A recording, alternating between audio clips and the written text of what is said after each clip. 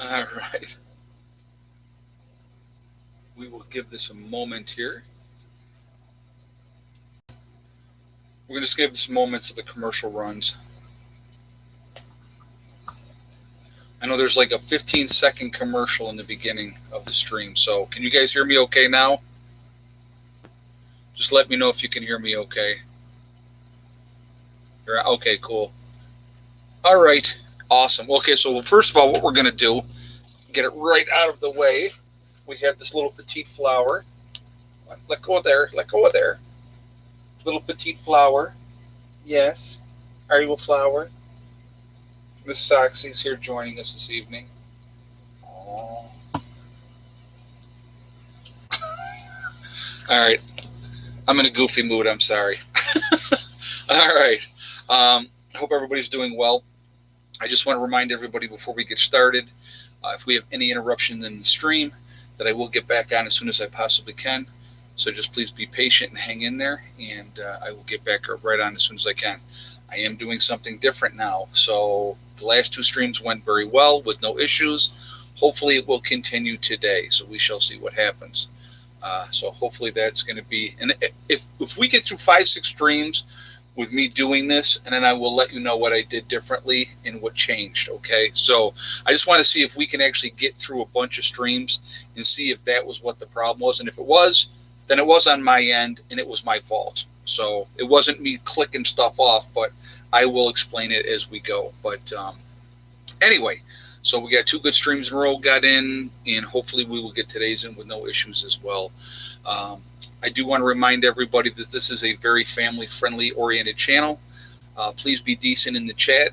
Also, no racism, no nastiness. If you cannot behave yourselves, those awesome moderators that you see lit up in blue will boot you out of here. So just don't do it. It's not worth it. But if you insist on being an idiot, they will be happy to put you out. So there you go. All right. So I have to talk about something very serious first before we get started on stream. The topic is how bad are things really? It's a very important thing. I saw this post on Facebook today. Blasphemy. Okay. This person said candy corn is the worst candy. And then somebody said, no, actually, black licorice is worst. And I'm sorry, but you know what? I love candy corn.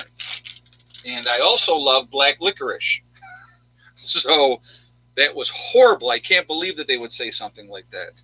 Candy corn is awesome.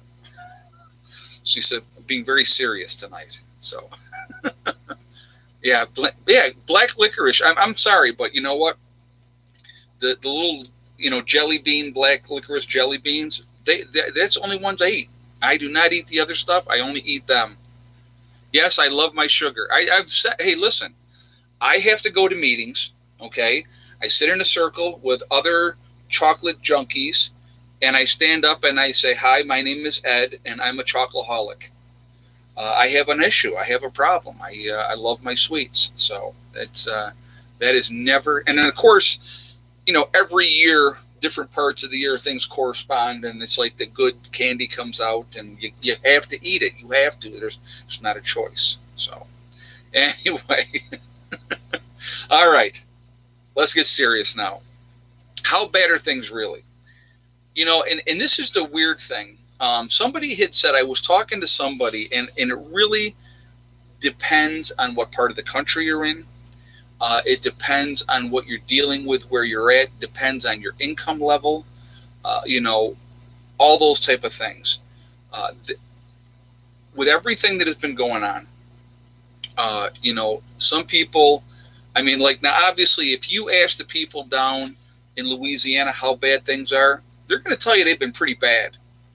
Louisiana, like I said, again, they have gotten hammered, okay, absolutely hammered this year. 5 named hurricanes hitting them this year. That's a new record. Again, I said before the old record was in 2002 and it was 4 that hit Louisiana, but this year they had 5. And, luckily enough, there's still another whole month to go of hurricane season, so they're not out of the woods yet. But, but again, with everything that is happening, so many losses of jobs, so many small businesses closing that are never opening their doors again. So here's one of the things that I really truly have a problem with. Okay, they forced all these small businesses to close their doors. They forced all these restaurants to close their doors, affecting a tremendous amount of people with work and stuff like that. Okay, now with that, you still had, and I'm going to go with the top chains up here. You had Wegmans was open, Tops was open. Those are both grocery stores. Surefine was open. That's another grocery store. You had Walmart was open. Walmart never closed. Okay, obviously. So you had these businesses were allowed to remain open, but all these small mom and pop businesses that were surviving on, the traffic coming through, they were all forced to close. And so a lot of them were unable to continue on because they still have to pay rent on the facilities or a mortgage on the facilities that they had and all that type of stuff. Now that, first of all, it makes absolutely no sense to me. So you've killed the small businessman, pretty much. There's some people that, if they own so there's a restaurant in town that I like to go to, and I won't say the name, but there's a restaurant in town, and I talked with the owners there. And what they told me was, because they had to close for months, they were shut down for months before they were allowed to open back up. And at first it was only takeout. If you guys remember how the thing went, it was only takeout to start with. And then they were able to open, but as long as, you could social distance. So basically you couldn't fill the restaurant up anymore. It would only be half full. Okay. So what they told me was they were very, very lucky because they owned that building. They don't have a mortgage on that building. And she told me the only thing that saved them was because they owned that building. She goes, I couldn't even imagine how people trying to survive and continuing to pay rent and having no income coming in, how they were doing it. Okay, so there, you look at what's going on. We'll use New York City because New York City was the hub of everything that happened. Seattle got hit first, then it was New York City. And New York City, got it the worst. I mean, of anywhere in the country, New York City got it the worst. We still, New York, I think we don't have as many cases as some other people, but we are still leading in deaths in New York. And that I blame completely on Cuomo because of the fact that he sent infected people from, really? She just flopped down. I mean, literally just flopped. He sent infected people from downstate New York up to upstate New York, and the nursing homes up here were not allowed to refuse them. So I want you to think about that. Infected people were sent up here to upstate New York, and in my opinion, absolutely on purpose, and it just wiped out so many of these nursing homes. And, horrible, horrible situation. You look at the number of people, look at the knowledge that we have lost from the people that have died. There's a lot of people that, were really, a lot of musicians have died because of it and stuff like that too, And I'm sorry, but you know what? Music is a big, big part of everything. Music can change your mood, make you feel better, make you feel sad. Certain songs have memories of certain things. Like a good example. I'm going to give you an example of something. The song Amazed by Lone Star. Okay. I was seeing a girl at that time when that song came out. And to this day, and we're talking, 20 plus years ago now, to this day, if I hear that song, I think of her. And I'm sure all of you out there probably have some song that does the same thing to you. You reminisce, and hopefully in a good way.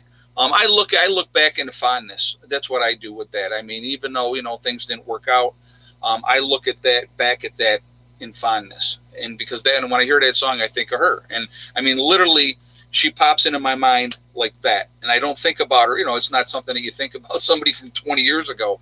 But I hear that song, and that's what it does for me. But there's some wonderful songs out there. And hopefully they bring back great memories or a time in your life. You know what I mean? It's like, obviously, I listen to a lot of 80s music. It brings me back to that time when I was growing up in the late 70s, early 80s. and that music was a big part of our music. So and that's like I'm going to tell you something. We'll talk about this really quickly too, and then we'll move on. I promise. So my mom is 77, and she used to watch all the time, Turner Classics, all the old black and white movies and all that type of stuff. And I used to be like, Ma, geez, why do you watch that crap, right? They're all black and white, they're old movies. And she goes, it takes me back when I was young, and I remember that. And so, of course, now, what do I watch? I'll watch the movie like The Breakfast Club, okay?